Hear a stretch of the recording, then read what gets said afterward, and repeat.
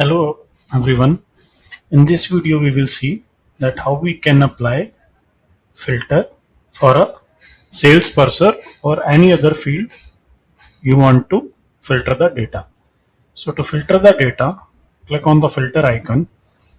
Under here, select the field type on which you want to apply the filter. Let's suppose I want to apply the filter on us for salesperson.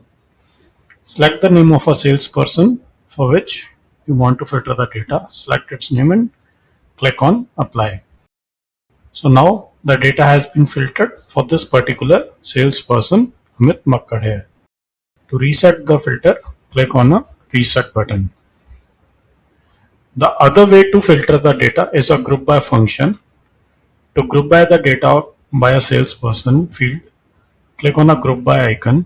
Under group by field drop down, select salesperson and click on apply. Now in this condition, it will group the data on the basis of a salesperson names.